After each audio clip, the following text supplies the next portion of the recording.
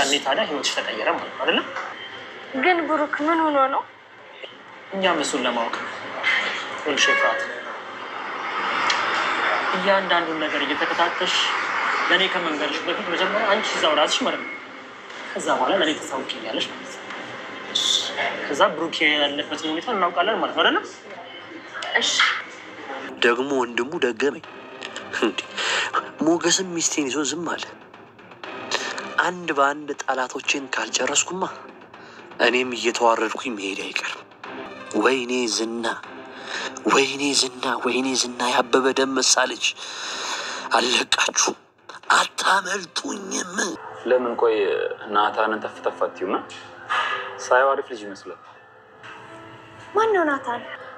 ናታን ቤተሰቦቿ ጋር የሚኖር ልጅ ነው። ቀረቢውና ጥሩ ልጅ ከሆነ ጥሩሽ። አራሱ ጥሩ ከሚባለው በላይ እኮ እኔ ደግሞ ገና ነኝ ለሱ አልገባም። በጣም ቆንጆ ከሆነሽ ማን? እኔ ሞጌ እየቀለድክ ነው? ፊትሽን በመስታወት አይተሽ ታውቂያለሽ? አውቃለሁ ግን እኔ ነኝ አይደለሁም የሚለውን አስተውዬ አላውቅም። እባክሽ ምን ታያለሽ? መስታወቱን እሷ ነው የሚያያት። እስኪ ሞጌ ካምር ግን እኔ ቆንጆ ነኝ? እኔ ልሽ ሉላ ባትፈጠር አንቺን ነበር መጠብስ። ምን አንተ ኤፍራታ እንደ ኤፍራታ ብቻ ናት እዚህ ድራማ ላይ በቃ ሁሉ ነገር ተጠቡ ከምኑ ውጪ ማለት ነው። ኤፍራታ እንደ ኤፍራታ ወጡን ጊዜውን ያወቀበት ሰው የለም። ወይ ጉድ! አንዱ እንደዛ ሲል ታንዱ ለጥብ ታንዱ እንደዛ ስትል ታንዱ ለጥብ አሁን ሁኔታዋን ስታየው ማለት ነው ማህሌትን በቃ ምንዋም ስላላመራት ምን አደረገች አሁን ደግሞ ባለው አየር ቅንጥሳለች ማለት ነው። በፊት እንግዲህ እንደምታውቁት አንድ ለሞገስ አንድ ለብሩክ አንድ ለማህሌት አንድ እያለች እንግዲህ በቃ ብዙ ነገር ተዛም እንግዲህ ስትለቃቅም ነበረ። በተለይ ከሞገስና ከማህሌት ከብሩክም በቃ በተመሳሳይ ብዙ ነገሮች ስትለቃቅም ነበረ ማለት ነው።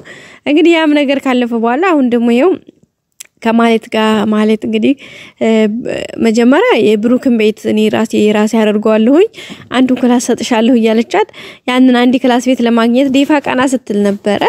እንግዲህ ያ ደግሞ እንዳልተሳካ ሲታወቅ ከቤቴ ውጭልኝ መግቢያሽ መሄጃሽ እጅልኝ ስትላት በቃ ከዝና ጋር እየሰራይ ስለነበረ አይ ችግር የለውም ለለትም ከፈለግሽ ብር አለ ሲቀጥል ደግሞ ለሃቹም ደግሞ ቤቱን ይመለስልሻል አለኝ። ከዛም ደግሞ አልፎ አሁን ላይ ደግሞ እንግዲህ በራሷ ሞገስን አስወግጅና ቤት ገዝቼ ሰጥሻለሁኝ ብሏት እንግዲህ ቃል ገብቶላት ከዝና ስርስር እየሄደች ነበር ማህሌት ማለት ነው። እንግዲህ ኤፍራታም በየጊዜው እየጠበቀች ነበር አዲስ ነገር ምን አዲስ አለ ትላታለች ማህሌትን ሁሌ ማለት ነው። እንግዲህ ዛሬ ባክሽ አልተሳካም ስትላት ጋዲያ እንዴት ይሻላል ብርም የለ ቤት ኪራይ የለ ማምና በቃ ማትለው ሮሮ ይላታ ማለት ነው። እና እንግዲህ ከዝና ብር እየተቀበለች እያመጣች እንግዲህ አስፔዛም እየገዛች ማህሌት ትራት ያዘቻትና አሁን የማህሌት ትንሽ ሁኔታዋን ስታየው እጇ አጠጥ ሲል ወሬ ዞረች ደግሞ እንግዲህ ከነ ዳጣ ጋር ደውለውላት እንግዲህ ከመድብል እንግዲህ ፎጭ አለ ብር ተቀብላለች ማለት ነው። ያችን እየበላች እንግዲህ ኢንፎርሜሽኑን ታጠራራለች። ሰንበት ስትል ደግሞ አሳልፋ ለማህሌት ታስተነግራቸዋለች ማለት ነው። ደስ የሚለው ባህሪዋ ደግሞ ማለት ነው ሚስጥር መቋጠር የሚባል ሀገር አታውቅም። የተወሰነ እንትንና በሆነ ምክንያት አሳልፋ ሰጣለች። ማህሌትን እንኳን ማህሌት እህቷ ነች። በባለፈ በቃ ለነሞገስ ምናምን አሳልፋ ሰጣት ነበር ማለት ነውና ኤፍራታ ማለት በቃ የዘመኑ በቃ ምን ብዬ ልግለጻላችሁ የዘመኑ ዛሬ ጊዜ ላይ በቃ እንደዚህ ነው። ከዛም ከዝም ነው አለቀ ማለት ነው። እና ውድ ቤተሰቦቼ እንዴት ናችሁ? ሰላም ናችሁ? እግዚአብሔር ይመስገን ከኔ ጋር ሁሉ ሰላም ነው። ላይክ ማድረጋችሁን አትርሱ። እስከ መጨረሻ ማየት ሀሳብ አስተያየታችሁን ስጡን። ሁሌም አብራችሁ ስለሆናችሁ በጣም አመሰግናለሁ። ላይክ ሳታደርጉ ግን ላይክ አድርጉት። አዎ አመሰግናለሁ። አረ ላይክ ያደርጋችሁ ነው ሰብስክራይብ አድርጉ ደግሞ ማለት ነው። እሺ እና እንግዲህ መድብል የሚባለው ሰውዬ ደግሞ ያው ከመጣ እውነት ለመናገር ደስ ብሎናል። ያው የብሩኬ ያለበት ሁኔታ እውነት ለመናገር እስካሁን ምንም የታወቀ ነገር የለም።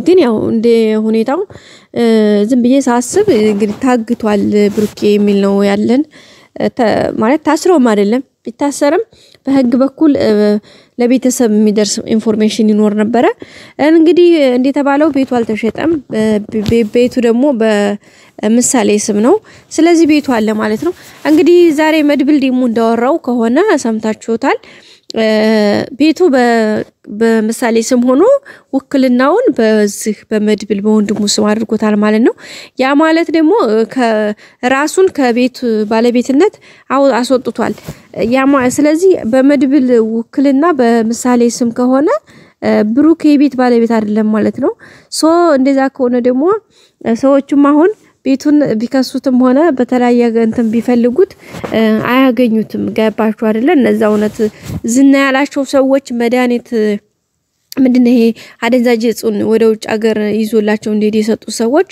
እንግዲህ ዛን ሰዓት እሺ ብሎ ብሩን ተቀብሎ ቤቱን ሳያስተላልፍላቸው ነው ይዞ ሄደው ማለት ነው እሱ ደግሞ ያንን አደንዛዥ እጹን ይዞት አልሄደም ስለዚህ ኦሬዲ ኤርፖርት ቆሻሻ መጣያ ውስጥ ነው ጥሎት ታገር የወጣው ማለት ነው ምክንያቱም ቢያዝ ልጁን ማሳከም ስለማይችል እንደዛ አይነት ዘቀጠው ወንጀል ውስጥ መግባት ስለማይፈልግ ጥሎት ነው ሄደው ማለት ነው እንግዲህ ለወንጀለኛ ምንም እንትን የለውም ብሎ እንግዲህ ጀግና ነው እውነት ለመናገር ብሩ ግን አሁን ሳስበው